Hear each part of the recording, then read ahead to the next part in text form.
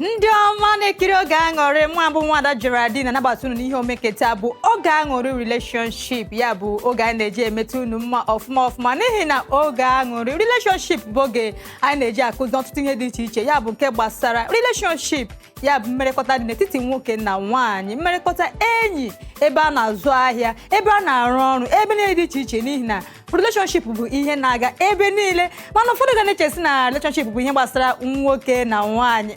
Mba, ọwụghị ihe dị otu ahụ. Mana ofe aka ahụ kwa anyị na-ewetakwara unu egwu dị iche iche nnọọ n'ihi na ndị Igbo na-asị na ọ na-eme nnọọ ata n'ụkwa nnọọ ana-ata dịrị akị.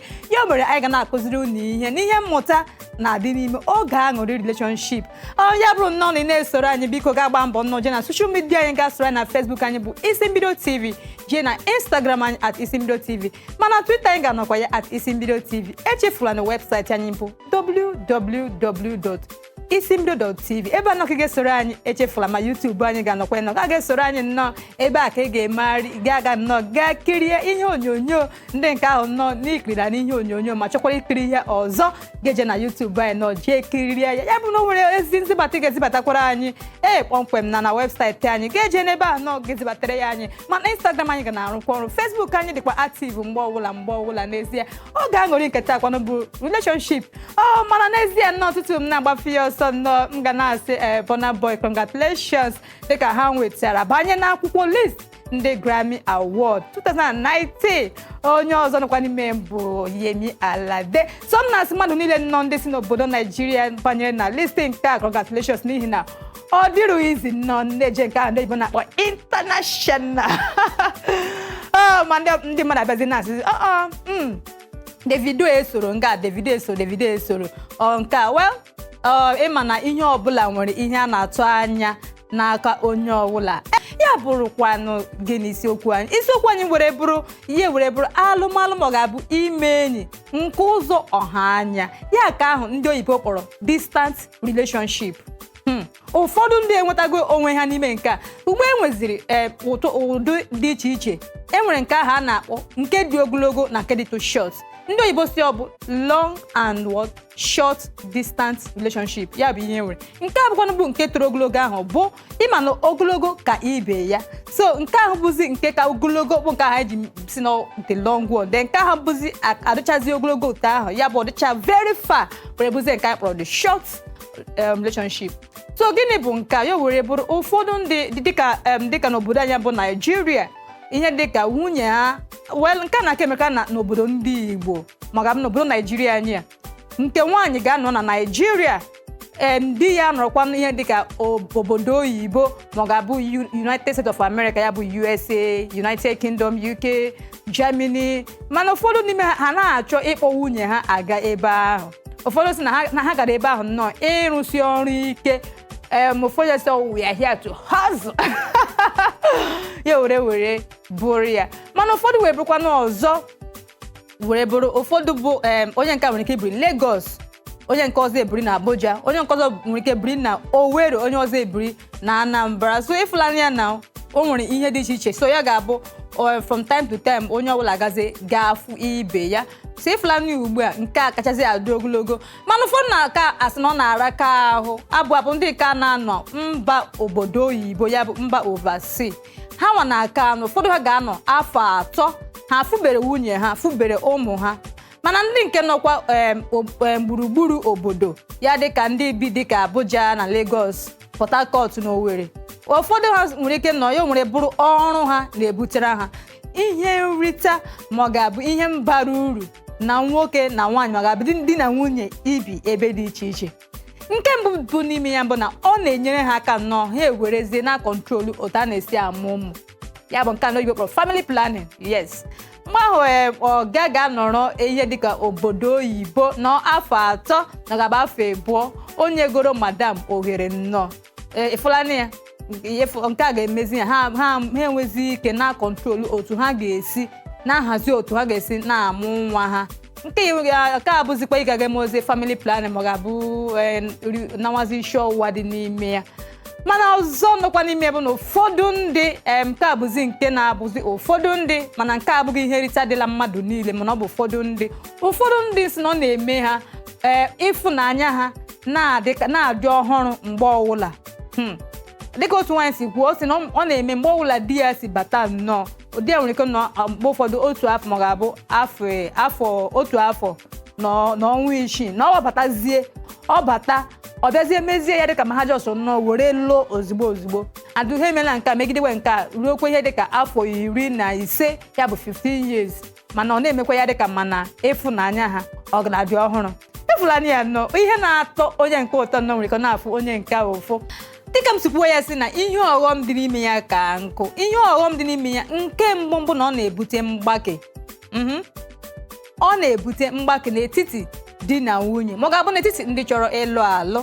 Dịka ihe dịka ọmamaatụ, o nwere ofu nwoke lụrụ nwunye ya dosie n'obodo Naijiria ebe a hapụ ya jewezie mba Amerịka.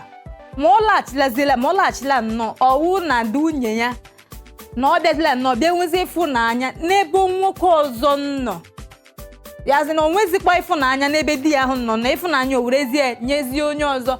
Mana mgbe eji kwuozie ya werezie na ọwụ onye di ya nso na ịfụnanya na-abịakwa na-abịa na so n'ihi na di ya anọrụ nso o bịazie sizie n'ebe ọ nọ gbafuzie nyezie ya onye ọzọ. Mana na-ekwu ya ịfụnanya ihe ọghọm ka akwa ya mgbake. Mana ọzọ dịkwa n'ime ya bụ ọ na-ebute ịmụrụ nwoke ọzọ ụmụ ma ọ ga-abụ nwoke ịga tụwa nwaanyị ọzọ ime. Yes, nke a bụ nke na-eme nke a na-eme ebe niile. Dịka ndị nke ahụ nke nwoke nọ na mba Amerịka nọ nke ahụ nwere ike nọrọ ebe ahụ nọ tụwa nwaanyị onye ọcha ime nke ahụ amụọla enwe ebe ahụ. Ma nwunye nke alụkwara alụ nọkwa n'obodo Naijiria ma ọ ga-abụ obodo Afrịka ebe ahụ nwere ike nọkwa ebe ọ nọkwa nnọọ bịazie mụzie nwoke ọzọ nwa. Mana ihe na-ebutekwenu ihe nke ọzọkwa ihe ọtụtụ ihe kwa na-enweta ya bụ ihe nramahụ dịkwa n'ime ya bụ ọzọ bụ nke ha ndị oyibo na-akpọ trust issue. Onweghị onye ọbụla ga na-abịa na-asị onye nke a di m na ebe a onye ma ihe ọ na-eme, nke a nwunye m na ebe a onye ma ihe ọ na-eme. Ma ịmana mgbe ị ga na-abịazi na-enwetezi nke ihe a bụ ihe si n'obi, nke a ga na-ebute ihe nramahụ n'obi. Mana ọ nwekwara ihe ọghọm ọzọ dịkwa n'ime nke a bụkwa akwụkwọ ibute ọrịa. N'ihi na o nwere ọtụtụ ndị nwoke bụ mgbe ọwụla ha ga na-achọ ka ha na nwunye ha na-enwe mmekọta, mana n'ihi na nwunye ha adịrị nso ha achacha kpọrọ onye ọzọ bifo ga mara ya nnọọ ha ga-ebute ọrịa bịa ebinye ya nke o nwere ka ọgwa na ọkwa nwunye ya jekwara ga-ebutekwe. N'ihi na a sị na ihe dị na nwoke dịkwa na nwaanyị, ihe dị na mmụọ dịkwa na mmadụ. Otu ahụ o si dịrị na saịdị nke nwoke bụ si dịkwa na saịdị nke nwaanyị. Mana ụfọdụ na-atụzi ụmụ nwoke na-aka echiti na ihe gbasara alụmalụ di na nwunye. Mana nghọta nke m na-asị na nke a bụ nkwenyere onye onweghị dịka ọ nwoke maọbụ na ọ nwaanyị, mana ife ọbụla a na-emerụ nwere nke duru izi n'ezie. Anyị ga-anọkwa n'isiokwu anyị bụgodị nke ndị oyibo kpọrọ nọ distant relationship. Anyị ga-agwazi unu ugbo ya bụ ụfọdụ ụzọ ị ga-esi nnọọ mee ka gị na onye agbata obi gị dịkwara na mma. Ọ bụrụgodị nnọọ na unu nọgoro ebe chọrọ ezigbote aka mana onweghị ihe mebiri na ndị oyibo si nothing spoil nwanne. Mana nke mbụ na unu ga-agbalị nnọọ ka unu na-akpọrịkọta.